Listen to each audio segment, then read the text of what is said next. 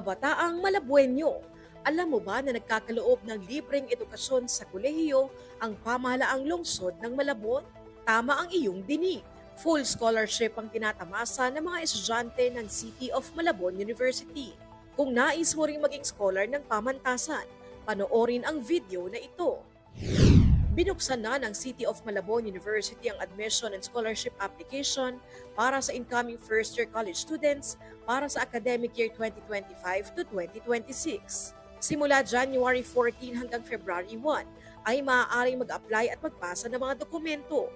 Kailangan lamang na maabot ang grade requirement na 85% grade point average para sa mga kursong may board exam at 80% naman para sa mga non-board courses.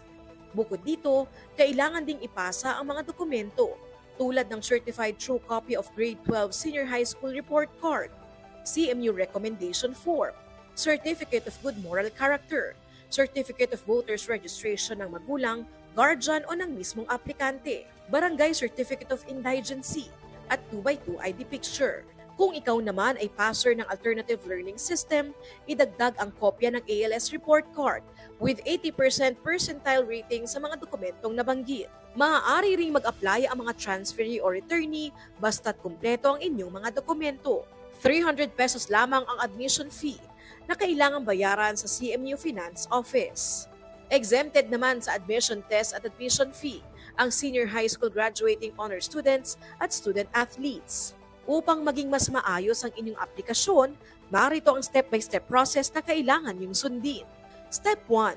Kumpletuhin ang mga impormasyong hinihingi sa online admission application form na makikita sa Facebook page ng CMU. Step 2. Makakatanggap ang aplikante ng email notification upang malaman ang status ng aplikasyon at kung kailan maaaring pumunta sa universidad.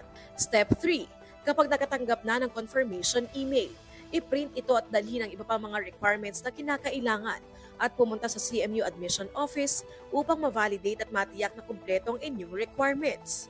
Tandaan, kung kulang ang mga dokumento, maaaring hindi na makatuloy sa mga susunod na proseso ang aplikante. Step 4. Kapag na-verify at nakumpleto ang inyong requirements, pipirmahan ng validator ang na-print na form mula sa email at ito ang dadalhin ng aplikante sa Finance Office para sa pagbabayad ng 300 pesos na admission fee. Matapos nito, mag-i-issue ang Finance Office ng official receipt at examination permit. Step 5. Sasailalim sa entrance examination ng aplikante. Paalala, huwag kalimutang pumunta sa itinakdang schedule at dalhin din ang inyong official receipt at examination permit. Step 6. Kapag nakapasa sa examination, haharap naman sa interview ang aplikante. Sunod nito ang Step 7. Makakatanggap ang aplikante ng acceptance notice upang ma-confirm ang kanilang admission sa CMU kapag pumasa sila sa examination at interview. Step 8. Lahat ng makakapasang aplikante ay kailangang pumirma ng scholarship contract. Makakatanggap din sila ng scholarship certificate mula sa Office of the University President. Kapag naisagawa na ang mga prosesong ito, maaari na mag-enroll on-site sa iba't ibang kurso ng pamantasan tulad ng journalism, political science, public administration, social work, business administration, management accounting, accountancy, information technology, criminology, elementary, secondary, and early childhood education. Nasundan mo ba ang step-by-step process? Madali lang, hindi ba? Para sa karagdagang impormasyon, i-follow ang Facebook page ng City of Malabon University. Good luck mga future scholar ng bayan! Ito ang CMU iConnect, konektado para sa kabataang Malabuenyo.